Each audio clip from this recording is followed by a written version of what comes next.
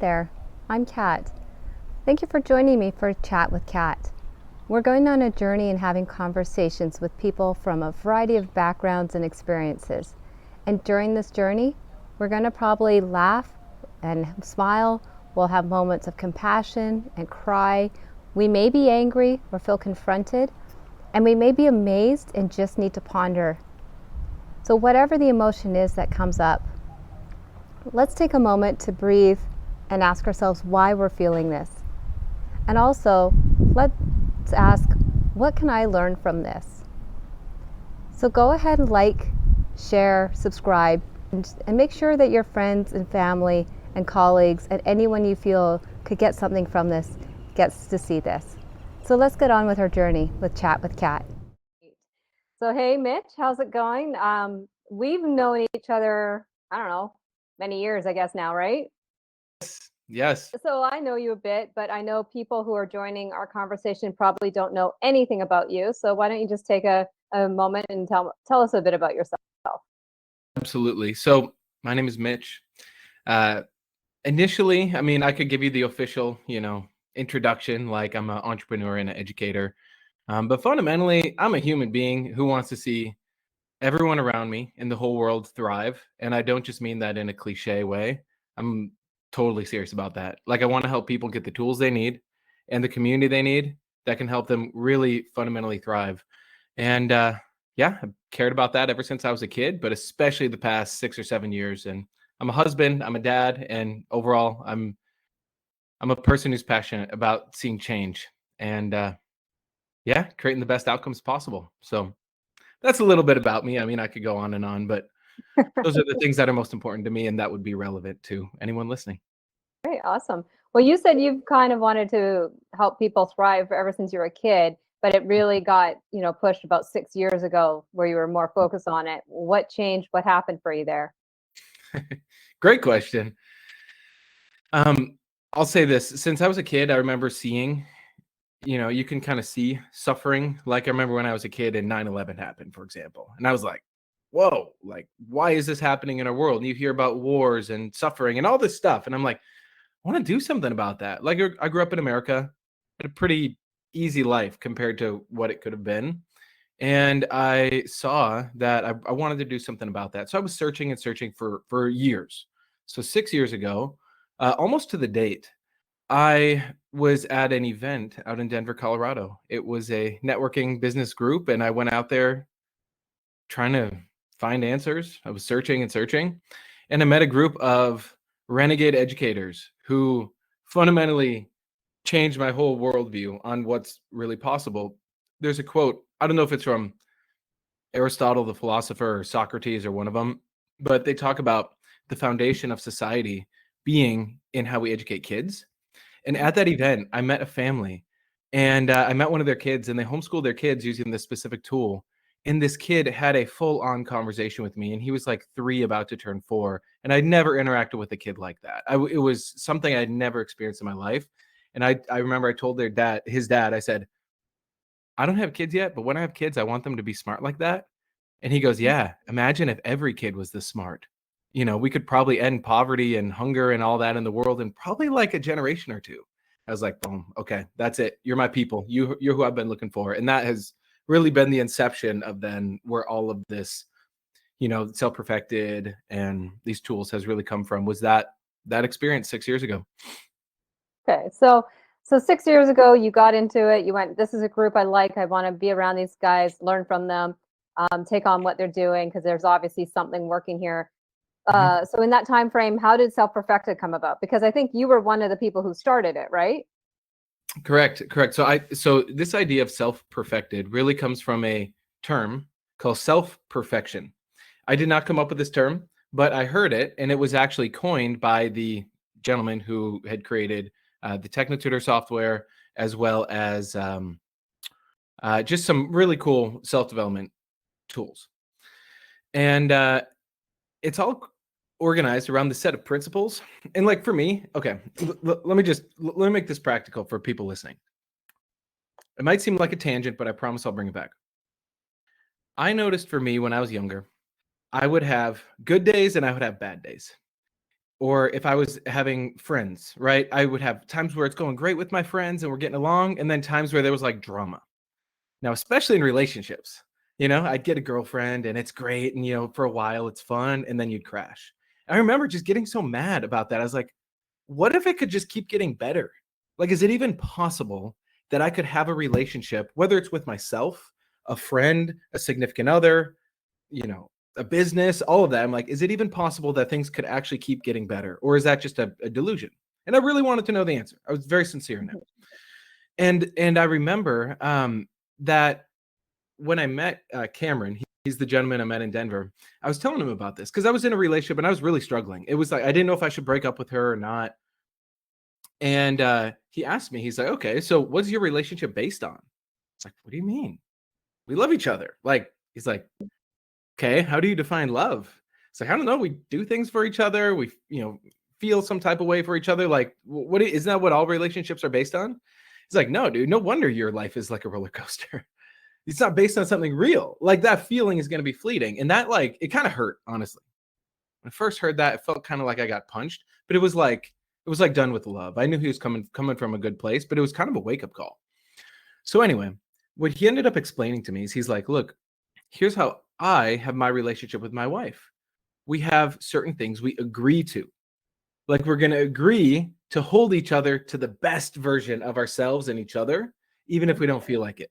We're going to agree to have certain, check-ins with each other, or we're going to agree to, practice self-awareness or self-responsibility, these different things. And I was like, that actually makes a lot of sense. And I saw he actually had the thing he was telling me to. Like, I saw how he interacted with his wife and their kids. And I was like, okay, I can tell this guy, he doesn't seem to be BSing me. And that was my introduction into this idea of principles. So a principle, some people call it values or ethics, a code of conduct, but principles is really the best word for it. That was my introduction to this idea that if you can live your life based on a set of principles, it can really help. It can help you weather the storm, because there are going to be ups and downs. Not every day is going to be sunshine and rainbows. Right. But do you have a code of conduct you're going to agree to? So now this leads me back to your question. Where the heck did self-perfected or self-perfection come from? It's actually one of the principles that I have discovered that's really, really helpful if you want to live the best version of your life. And so self-perfection is this idea. Like, some people get triggered when they hear the word perfect or perfection. Like, I'll ask, for whoever's listening to this, even you, Catherine, I'll ask you this. Yeah. Just gut reaction when I say this word, okay? Just tell me the first word or couple words that pop up in your head, okay? Here's the word. Perfect. What pops up for you? I mean, for me, that's something I've been striving for my whole life and never hit. And Ooh, it's always been one of those things where I've never hit it, and it's been a big disappointment. And then I feel the disappointment from everybody else because they let me know what a big disappointment I am, or the underlining tone of their conversations with me has that disappointment. I appreciate you sharing that. I had a very similar definition. Or, yeah, perfect is this like ideal that can never really be reached. And yeah, that feeling of disappointment, it's just not, it's not very fun or motivating. However, when I look at the word perfect and perfection, there's something there. It's like, well, why am I trying to be perfect? Well, because I actually would like to have a perfect life. Like, deep down, don't we all actually want a perfect life? Yeah. But we don't know how to get there, and we weren't programmed for it. And there's all this reasons we're not really achieving the perfection. And sometimes that perfection can be clouded in something we call perfectionism. And perfectionism is not what we're talking about. When we say self-perfection, we do not mean perfectionism, because perfectionism is more like a weird mental game we play where everything's got to be, perfect, and the dishes have got to be done and all this stuff. It's not perfectionism. Perfection is rather the process of becoming the best possible. Like, for example, Catherine, if we were hanging out and we're going to cook a meal together, I want to make it be the most perfect meal possible. I want it to be the best version of the meal, but I'm also going to have some grace in there and some forgiveness in realizing it may not be totally perfect, but we're still striving for the best. And we're going to be able to actually like appreciate that and enjoy that. There's a value in striving to be the best. It's And probably that going to be a good meal regardless whether we think it's perfect or not, right? right, right. And what I would say is that actually is perfection because we're honest about it. We're honest about the fact that we don't live in this perfectly mental simulated reality where everything is prim and proper. Like we are living in this messy 3D world where there is unforeseen things, there's so much going on. But we Yeah. can hold that principle of, hey, let's do the best we can. So that concept really resonated with me and I kept like mulling that out. It was one of those things that like I couldn't get out of my head. So where the self-perfected group comes from is then this is after, so I got this really cool tool that both of us use, a lot of us in the group use, and I started to reprogram myself. It's a really cool tool if you want to actually change your mindset and how you feel about things and really what you create in your life. And my life started to change pretty dang quick. Like I had never seen my life change that fast, and it was very inspiring and motivating. But then what happened is this was after, I don't know, 4 or 5 months of using it. I started to really change. But then it was like this deep stuff I had suppressed and like the old patterns started to like, it's kind of like when you start changing and then Mhm. the universe tests you. It's like, are you serious about change? So Yeah. one Friday night, I'm I'm I'd started to have a lot of success in business and there were certain people I wanted to talk to, and they were also using these tools and kind of aware of these principles. And I was like, oh, and then I had an old friend reach out to me. He goes, hey man, it's Friday night. Come on, let's go out drinking. Our friend's gonna be DJing. Let's go out. Come on, just like the good old days. And I had a moment where I almost wanted to do it, but then I realized I was like, hold on, whoa, do I actually want to do that? It's like, Mm. no, I know where it's gonna be fun for about an hour, and then I'm gonna be hungover the next day. It's not like that's not who I want to be. But that's my old friend group, and I feel kind of bad saying no. So I was just like very confused. So I was like, you know what? What do I want to do on my Friday night? I was like, you know what? There's like 8 people I really want to talk to. They don't live near me, but we could just like jump on Zoom or something. And this was right around the time the pandemic had started. And so I was like, you know what? Let me just host a Zoom call and send it to a bunch of my friends.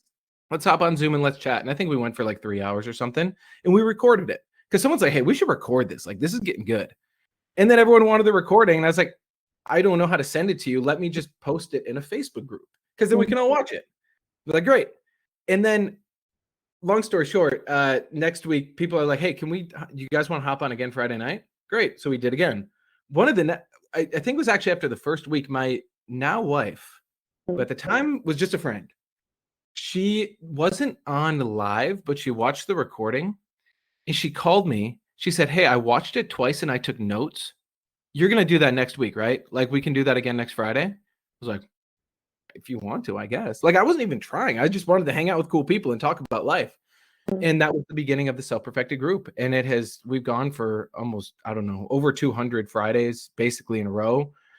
We talk about the principles, we talk about life, we have fun, we laugh, it's family friendly. Sometimes it gets real crazy, but it's just an hour. But that was really the beginning of the group. It's the community of people who are here to become the best version of themselves, but also create the best world we can. So I know that was a long answer, but I think there's a lot in there.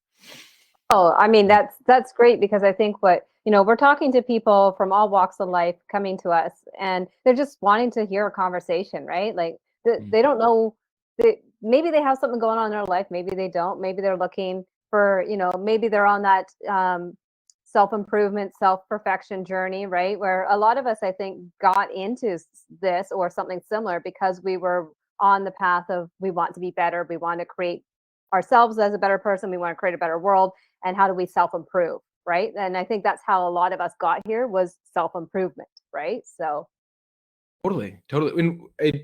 I'm sure that was your journey, but did you have like a big aha in your self-improvement journey that made you either really question things or really like take it seriously? Like what was some of your key moments in your journey, Catherine?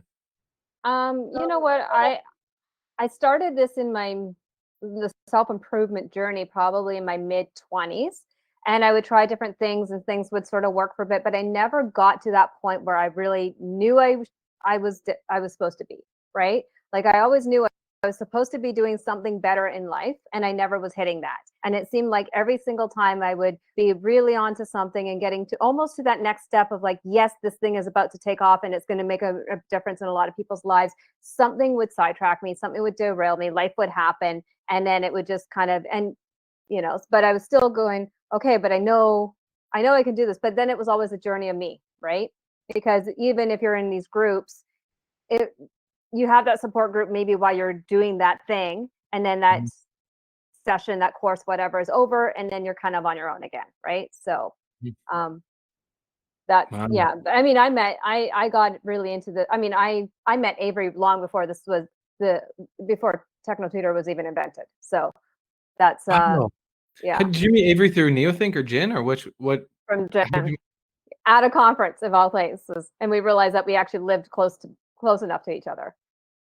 So that's where I met Cameron and Avery at a Jin conference in Denver in 2019. Yeah. Chicago.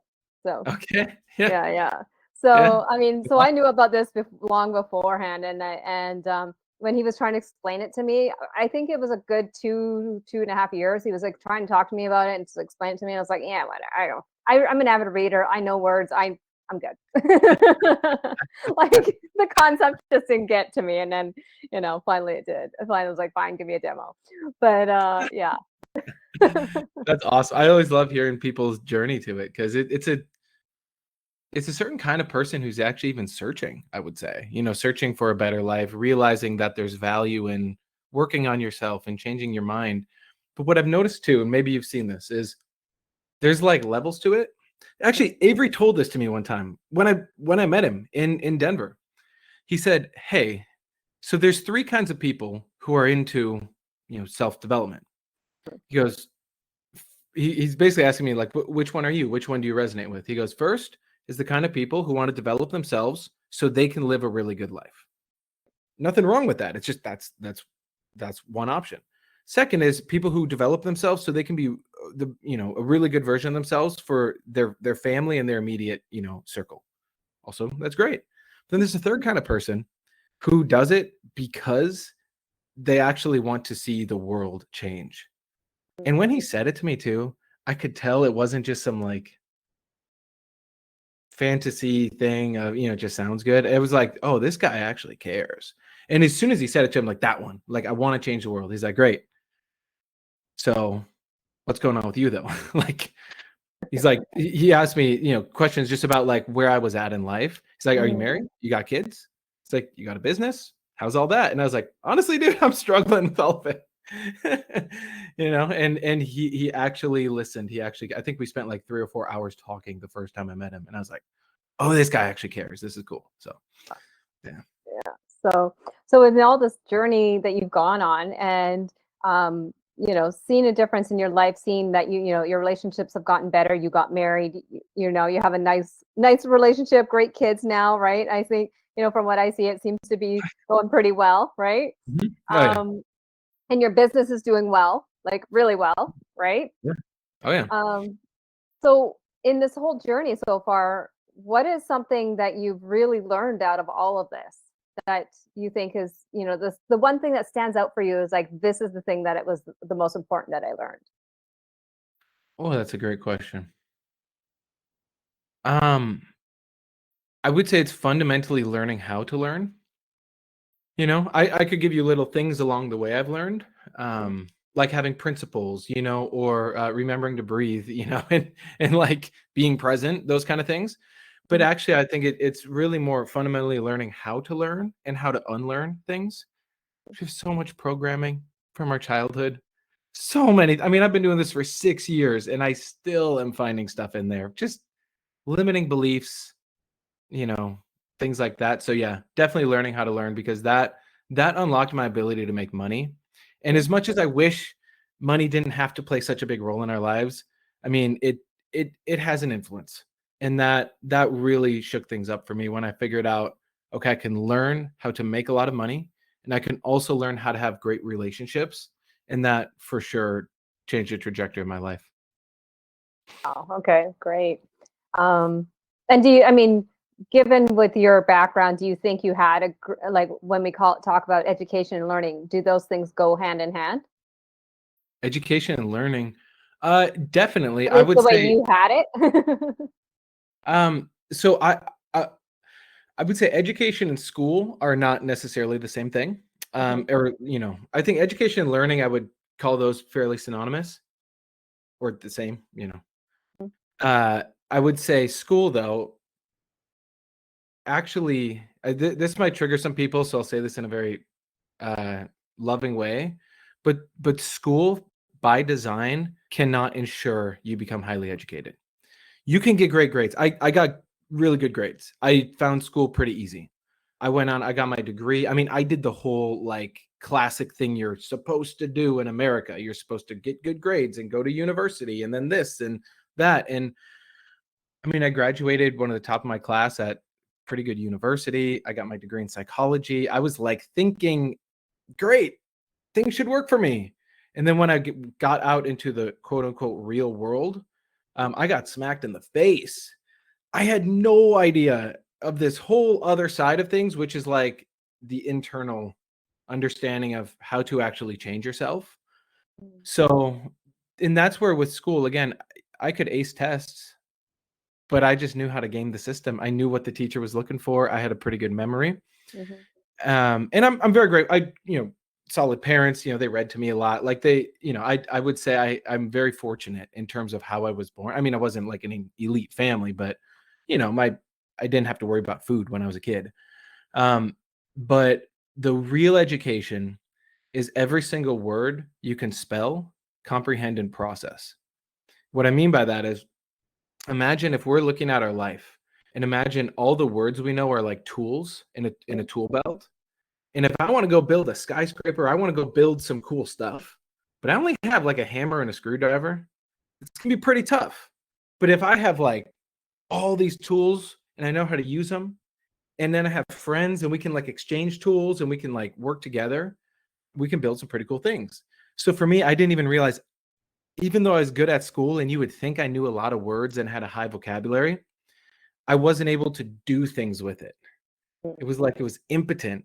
I would be like, I am going to get in shape this year. I'm going to make this happen, or I'm going to make $10,000 this month.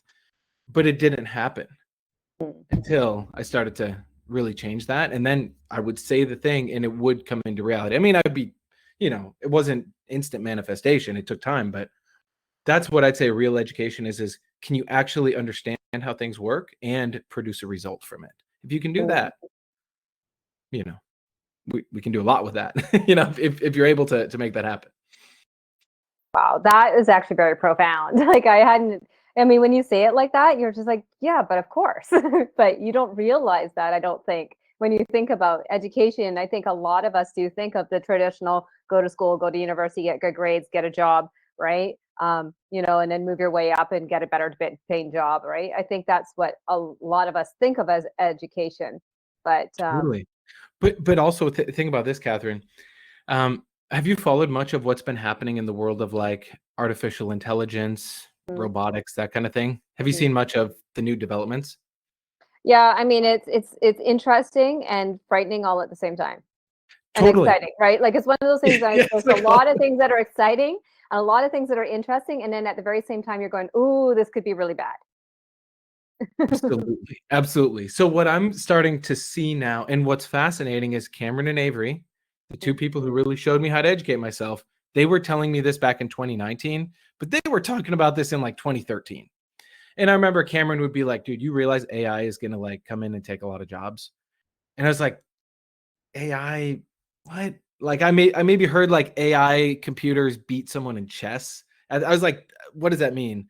And Cameron was literally telling me about GPT before ChatGPT was like a year before. And I was like, how do you know this stuff? He's like, dude, I just can read and I can read a lot of stuff every day. And so anyway, I'm bringing this up because how we talk about education means, oh, I get good grades, I go on, I go to university, I get a degree, and I'm good. How many people have spent $100,000, $200,000 to get that degree, pay for tutors, everything? They got the degree and they're now a software developer, but there's a hiring freeze. And Microsoft, did another round of layoffs again. Like there's this weird thing that's happening where our education system like back in the day, like in the 70s and 60s, like our parents, you know, in general, they could just go with the system, get a good job, stay there for 40 years and retire. Mhm. Nowadays, it's like that model is very much outdated, and the rate of growth with technology and change is so disruptive. It's happening exponentially, and we're freaked out about it. Honestly, like everyone's freaked out about it, but I think a lot of people are really good at burying their head in the sand, or they don't look at it because they don't have a solution. By the Yeah. way, anyone listening, if you are scared about it, we have a solution. We have a blueprint. Reach out to Catherine or me. But I'll just conclude this thought is the old rules of the game don't work anymore. And Mm, people are starting to wake up to it, but they don't know the new rules of the game just yet. But this whole idea that, yeah, if I just am educated and I have my degrees, I'm going to be good. Um, we are facing such a big change right now that, I mean, anyone who's got these standard jobs, lawyer, accountant, engineer, you better be able to learn real quick and you better be able to be entrepreneurial because absolutely there are, you know, either AI will be coming for the job or you're about to have competition 20-fold for the mm, jobs that are left. But here's the good news, education is a $1.2 trillion a year industry in the United States alone. And the necessity for people to become educated is going to get more and more important. And mhm. there's a awesome opportunities and career opportunities within that and re-educating people. And so that's more where I focus on every day because the education has gotta evolve. Otherwise, it's you know, I mean, we'll make it evolve. I focus on that. Well, you mentioned something about being able to read and do school and get good grades and everything like that. But I just heard recently, like the education level in the U.S. has officially dropped now, where the average person can only read at a grade 3 level. Now, and I know Canada's not far behind that. We're pretty much like, hey, whatever the U.S. is doing for their education, that must be great and excellent. So we're doing the same thing. So I mean, I can only assume that Canada's on the same track as the U.S. right now, and I'm sure many of the Western countries are on that same track, right?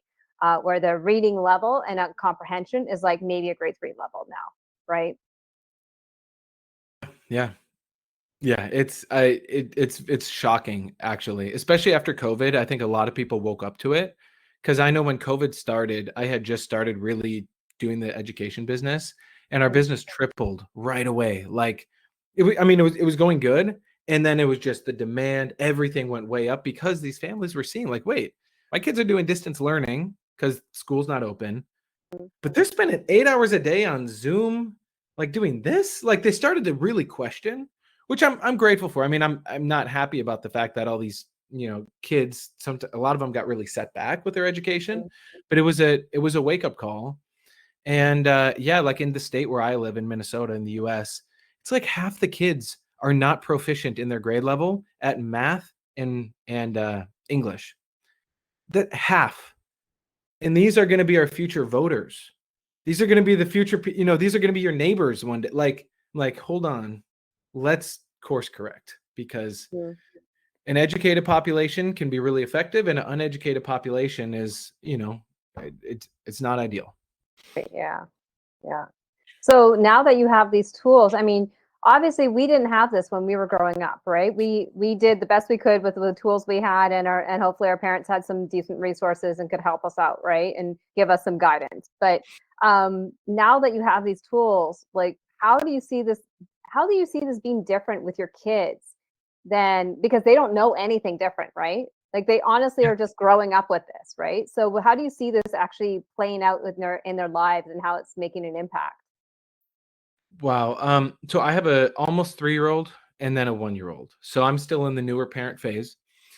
But um, my wife and I are on the same page in terms of, like, was talking about principles earlier. We have a set of principles we actually have built our whole relationship and our marriage around, and that helped because we have something to come back to. Like when we're talking, hey, how are we going to handle our 3-year-old when he's doing this, or what are we going to do for? Are we going to homeschool, or how are we going to do that? We have a common ground we can come back to. So it's not like we're fighting each other. It's more like we're, just expanding that common ground. Right. So what's really, really cool is my 3-year-old is already starting to read. And to some people, they may be like, why do you care if your 3-year-old's reading? They're too young to read anyway. Like, if I would just encourage that person to look at it from a different perspective. Remember we were talking about tools in the tool belt, and the more tools you have, the more things you can do. Mm-hmm. Like my 3-year-old can learn about 8 to 10 new words a day. Like if my wife is intentionally focused with him, and she's not doing hours and hours of lessons. She's doing about 15 minutes a day with him.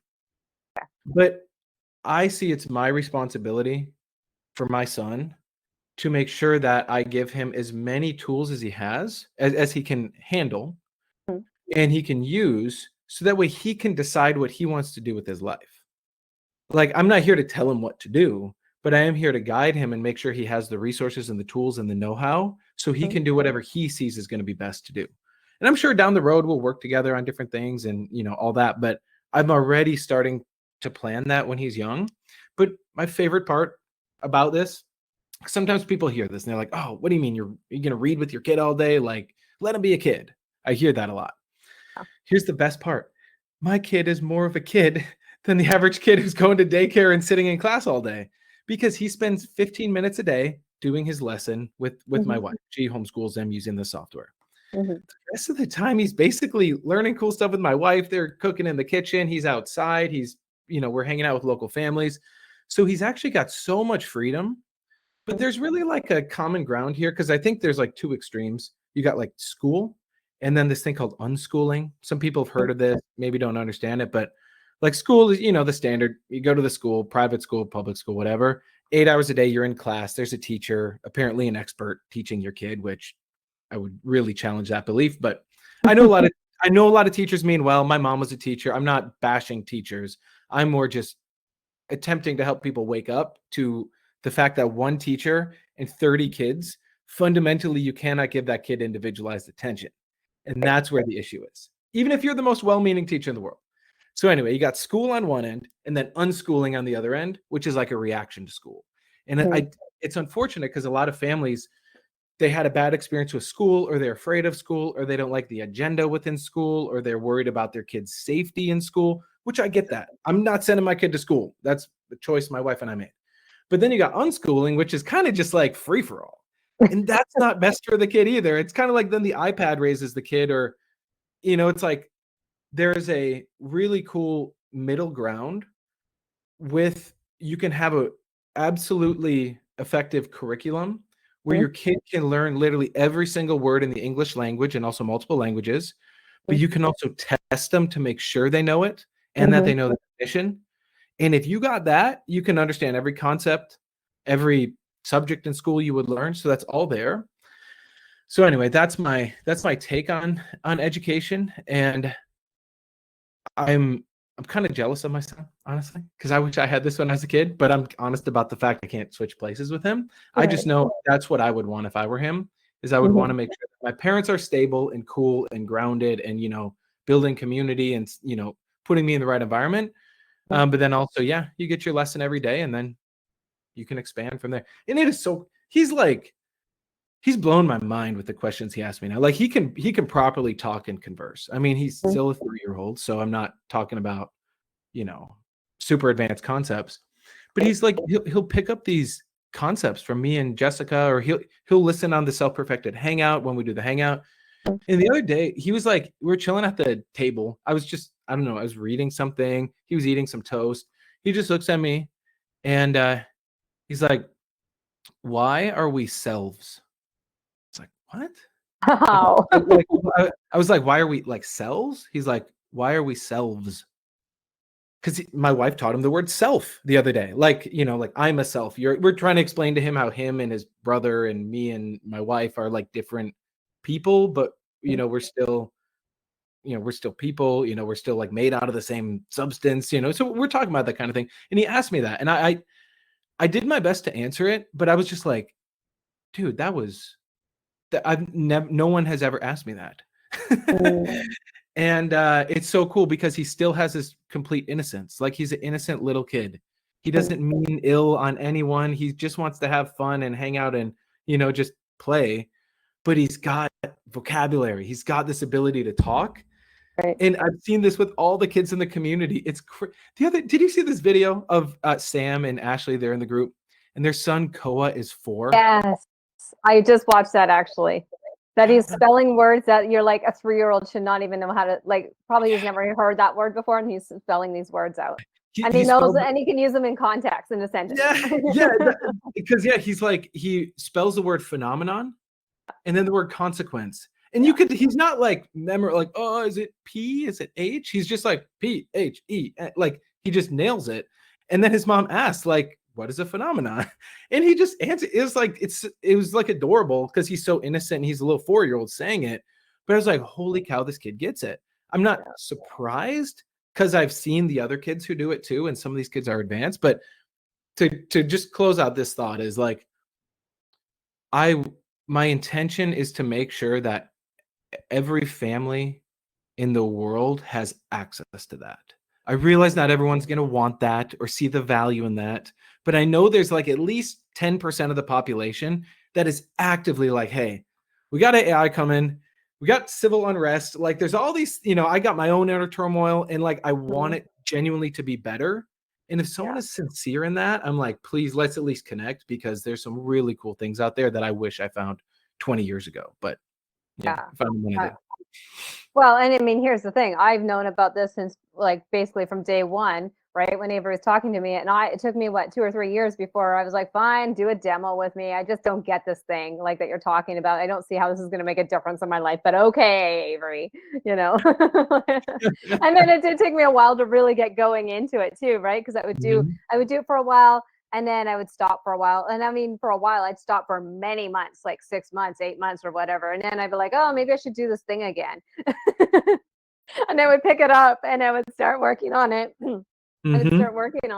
And then like put it aside again. But like, life would get in the way. I'd get busy. I'd get distracted, whatever. And it wasn't fun at that point. Like, honestly, my head hurt and I was getting migraines. And I was like, okay, I can't take this. I'm getting a headache from this. I can't do this. Like, I mean, I'm a smart person. Why? Like, I don't understand why doing this is giving me a migraine.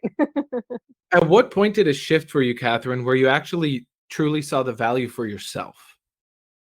I don't know the exact moment, but it was one of those moments when I picked it up again and I started doing it. And I'm like, okay, you know what? I'm really going to just dedicate to doing this consistently and try to do it daily. And I don't even know why I had decided that. It was just like, okay, I've done it enough. And the reason I kept starting over again, like, I literally went back to the beginning and started over again. I didn't just pick up where I left off because I had left so much time. I'm the kind of personality that it's like, if I don't remember it, then I probably didn't get it. So I got to go back and do it again. Right. So that was me. So I probably restarted the thing, about 3-4 times. And so it was like probably about the 4th time in, where I was like, okay, you know what? I'm sick and tired of going back and not getting it. Let's just work on this every day for a while and let's see what happens. Like, and then eventually I was like, okay, I'm not getting headaches and migraines anymore. Well, okay, well, that's something. Well, then I can keep working on it. And I don't honestly know, like, the moment it switched for me where, like, I was actually seeing a real impact, or even a small impact. But at some point it just started to do that. And it was like, and then during COVID, I was let go from a job because of COVID, because I was basically I was a project manager working with an office company that did, refurnishing and restructuring of offices and helping them, like, so we're hands-on, we're on site, we're construction, like, more or less like with the construction, right? For whether it's, renovating the office or helping, but we were doing all the technical side, where it's like, people think, yeah, it's a big deal, set up an office. And it's like, no, having the electricity and the data import and all that stuff was what actually we were working more with, right? And how do you set up a system to work with these, and how do you make, what do you need to do you want to add 20 more people? Well, there's a bit of a problem when you have to deal with electricity and data for the computers, right? People won't think of that. So that's more what we were doing. And all of a sudden it's like, then we were trying to work with places, like, we were literally boots on the ground trying to figure out how to put up, nobody had plexiglass barriers, and we were literally creating plexiglass barriers because we still had clients who were like, well, we got to get this done, and we don't know how long this thing is going to go on for. So, and it was when I got laid off from there,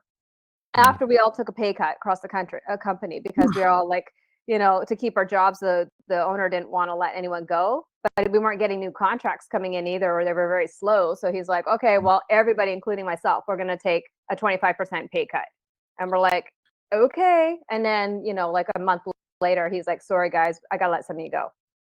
Right. So that was it. And during that time, I took it rough, that layoff. I was like, it hurt. Like that was a hurting moment. And then I was like, okay, I just was like, okay, my job now is to get a new job. And now I got time to do my techno tutor every day. And I had like, I honest to God, I had like a day and a half of like pity for myself and crying and this hurt. And I'm like, oh, poor me. And then I was doing my techno tutor and I was like, okay, we're good. Let's move on. God, that's it. Those are like the little moments. It's so fascinating. And we could say story after story of little moments of insight and ahas or that kind of thing, but Yeah. it is the coolest thing ever when you know, hey, I have the. It's almost like you have a little therapist and life coach in your pocket, but instead of it being a therapist outside of yourself, it's like you are your own therapist and you can actually work through the thing like pretty much real time. I mean, a lot of things is real time. Sometimes you have to actually like, go, do multiple sessions on it. But that really would blow my mind when I would use the tool and I would like actively have like a physical sensation in my body, like release, or like my brain felt like it just chilled out. And I was like, whoa, I'm going to be okay. I don't have to like think I'm going to die or something. And I didn't even realize how stressed out I was. I was just used to it. Yeah. Yeah, when you work at that level all the time, that's normal, right? You're just like, okay, the anxiety, the intensity, the stress, that's normal. Like, I don't know how to be other than that, right? So Yeah, and then like even the feelings of like depression that sometimes like at least for me, I would have these little moments of despair. I'd be like, oh my God, what is the point in all of this? Like, should I just end it all? Like, what is the point of my life? But then you just mask it. And like for me, it was like, no, I'll just drink my coffee in the morning, probably hit happy hour, and you just kind of mask it. But that's like that it can't be healthy to do that. And I'm so grateful I had some people come in and like pull me out. You ever see The Matrix, Catherine? oh yeah. Yeah. I saw, you know what? I saw that and like I mean, I saw it when it came out, right? And yeah. I mean, my niece is young enough that she hasn't like she's in her early 20s now, but she hasn't seen it. And I'm like, you have to watch The Matrix because this is actually like tells you what's really going on. Oh, I love that. I'm so glad you brought that up. Yeah. It was like I am so grateful because I mean, even Avery kind of looks like Morpheus, We joke about he's got the glasses and everything too. But it's like straight up, I we have become the group that is actually understanding what is the Matrix, what does it mean to go back into the Matrix and help the people who want to wake up to do that? Because you can't force the red pill on anyone; it'll just backfire. It's not how it works. But there's enough people out there, and I think there's like a collective consciousness thing that's happening where more people are like, hold on, I'm not okay with this. Like, for example, this may be triggering to people, but I'll just say it. We have like these wars going on right now, in the Middle East and in Europe, and people can argue all day long who's right, who's wrong. But I'm more looking at it as just like, I'm not cool with that. Like, let's find a way where we can at least get some common ground where we don't need to kill each other. Because, like, what if we could find some common ground here? And I know people say, oh, you're an idealist, whatever. It's like, yeah, I gotta be, What's like the option? yeah. And I think more people are kind of, it's like, I think, I mean, I know really what it is so as a human being, there's that word being in there. Within ourselves, some people call it a soul or a spirit. I'll just call it a being. There's like this beingness within you that's actually aware. You're like, wow, I'm here in my body. I got hands. I got a life. I got this, and you can actually have this true awareness come through. And that awareness, there's a power in it. It's like when you're setting your intention or you genuinely want something to happen, that's coming from your beingness. What I think is happening is more people, they're being on a being level, that's coming through more. It's almost like there've been blankets and stuff put on top of us just from our programming in our life. And I think enough like cracks are happening where people are starting to go, yeah, what the hell are we doing? Like, why am I working myself to the bone just to maybe retire when I'm 70 and then, I'm sick because I've been eating this fast food? It's like more people are seeing through it. But my invitation is for the people seeing through it. If you want to actually be around the others who see through it, but then also have that desire to like be like Morpheus in the Matrix and go help other people actually wake up, not just feel good for a day, but like a fundamental shift. Those are the kind of people that, you know, we both like to hang out with and spend time with, because it's important. You know, you get one life. Yeah, Why not make the most of it? exactly. Well, I know we've got actually our self-perfected coming up in just a few minutes here, but before we go, so you're just like, you got me laughing and crying all at the same time. I like that uh, sensation when you laugh and cry at the same time. I oh think my I think if gosh. we all had that at least once a week, I think the world would be a better place. Oh my gosh, yeah. But before we jump off onto actually our self-perfected meeting, um, what is if you were to go back to your 5 or 10-year-old self, what advice would you want to give? That's a great question. I would say go find Cameron Cope and Katie Cope and knock on their door and get those tools. You know, if I, you know, in general though, I would also say like, hey, remember who you really are. Remember that you're not just a cog in the machine. Like realize that you as a human being can be so powerful when you're brutally honest with yourself. And when you can live your life in harmony with life itself, with nature, with the universe, whatever you want to call it, when you can really do that and create from that place, not like your little, you know, small self, your pity self, just like actually realizing, hey, I'm here as part of everything. I'm literally one with everything. When you have that and you can really live from that place, we can actually create a new world.